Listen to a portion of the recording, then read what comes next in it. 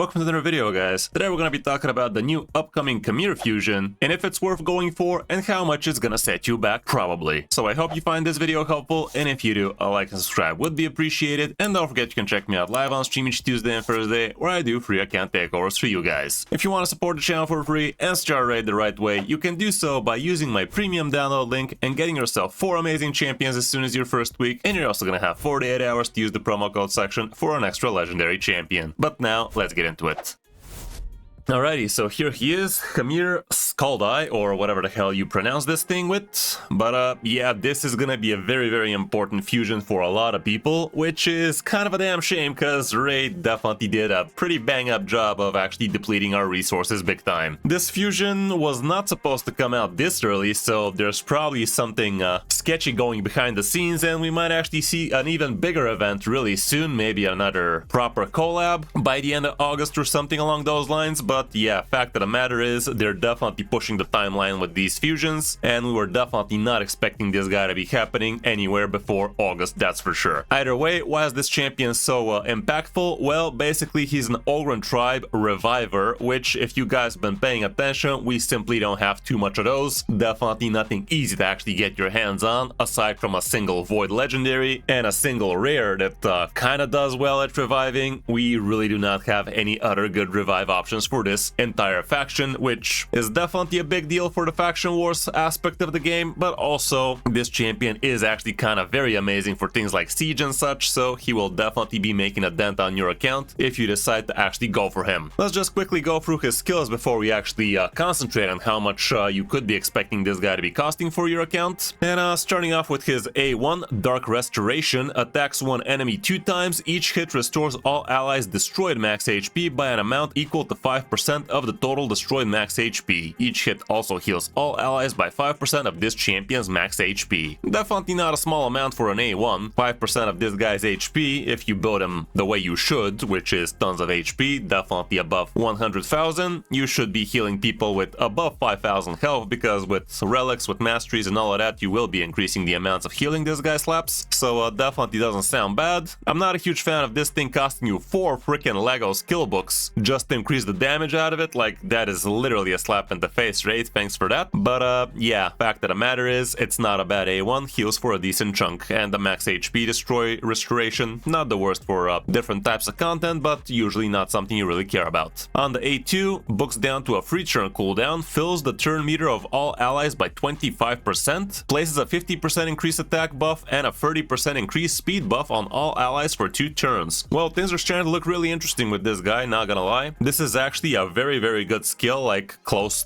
comparison with Arbiter, and she doesn't even bring you increased speed, so arguably this is better than Arbiter's A3, which gives you 30% turn meter boost, but with the added increased speed buff, I don't know, I kinda like it, not gonna lie. The increased attack is also no joke for some attack based comps, so all around definitely a top tier skill. And lastly, the really important skill on this guy's kit would be the 4 turn booked down cooldown. Death is weakness, revive all dead allies with 50% HP and 50% turn meter, places a 60% increased defense buff and a strengthen buff on all allies for 2 turns. They usually do right if it's something you could be doing if nobody is actually dead, so I guess this is only gonna be happening if you're reviving somebody, which still not bad, but it's not gonna be as OP in things like Chimera and Hydra and such, but it's still something. This is kind of huge because, like I said, Ogryns do not have any revivers, not any easy access revivers at least, and getting yourself a full team revive with 50% HP and turn meter, definitely not the worst. We also have a decent passive here, Murderous Zeal, and this passive is actually going to be huge for PvP and Siege. Whenever an ally is killed, heal this champion by 25% of his max HP and fills this champion's turn meter by 25%. So basically, if 3 of your allies get killed, this guy gets 75% turn meter boost, which usually is going to be more than enough to cut in line and actually revive everybody, give them increased defense and strengthen before anybody else takes a turn, so definitely sounds strong. Also heals all allies by 10% of this champion's max HP and fills their turn meter by 10%. So basically if somebody survives, this guy is gonna try and help them survive even longer. And lastly, this guy has a pretty good aura. Increase ally speed in all battles by 20%, which as you guys know is actually 1% more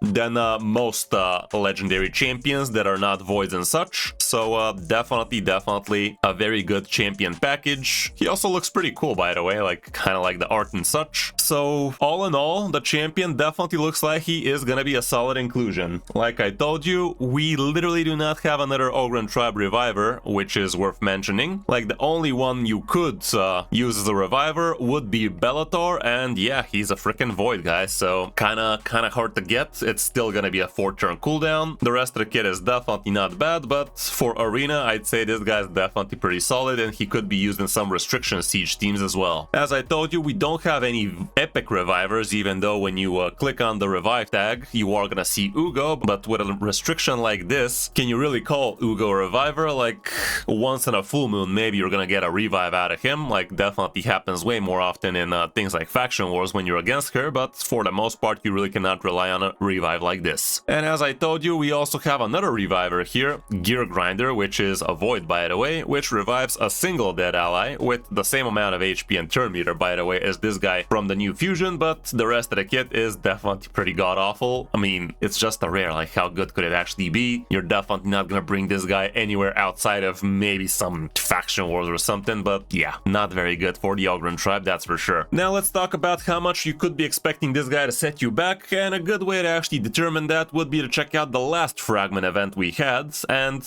emphasis on this being a Fragment event, guys. He is indeed gonna be a champion Fragment event, launching on July 27th, Monday, so yeah, in a couple of days. And this means, since it's a Fragment event, we are not gonna be getting ourselves a fusion token, which kinda sucky. Not a huge fan of not getting a fusion token. A lot of us spent our fusion tokens on the champion we were looking for instead of getting Hagaba. But yeah, keep that in mind. You're not gonna be required to be completing this if you are trying to get yourself a fusion token. But yeah, let's talk about what Fallen last time looked like and how much he set us back. And here it is. Here's its calendar event. We had a grand total of 150 Fragment events, which I think was more generous than usual. Like, usually these go down to 130 without the green ones. Usually these go down to 130, including the 20 green ones, so you could have only skipped like a couple of events, not even a full champion chase event or a summon rush or anything like that, so kind of sketchy. But yeah, here's what the last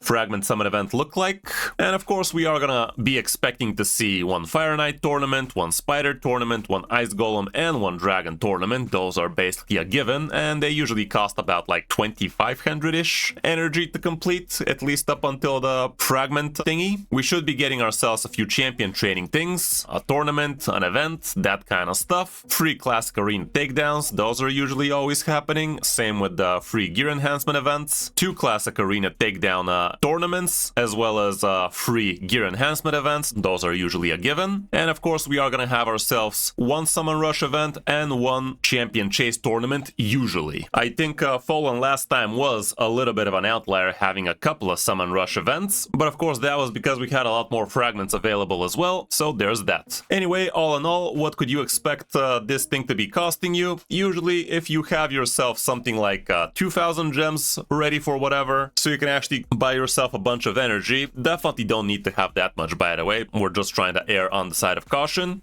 Having yourself something along the lines of starting off with like 30 mil silver would be a good way to go for it. Usually things like gear enhancement events cost you about 15 mil each to get yourself the fragment, but of course while you're farming all of these 4 tournaments and gear hunter events, you are gonna get yourself a good chunk of that silver. Let's not forget there's also gear hunter events. We should be getting ourselves 3 of those unless something changes, but yeah, for the most part it's really nothing out of the ordinary. When it comes down to the shards, usually something along the lines of 12 sacred shards or their equivalent should be good enough for you. When it comes down to summon rush, like usually 6 or 7 sacred shards are gonna cover a summon rush for you. And as for the champion chase, you could be completing that one with mystery shards, with lesser shards like ancients. We should be seeing a 2x on the voids relatively soon, I do believe, because it's been a while since we had one of those. So maybe the summon 1 rush is going to be a 2x void event. Maybe I'm just wishful thinking, but here's the hope. So yeah, all in all, it shouldn't be too expensive to complete. Like,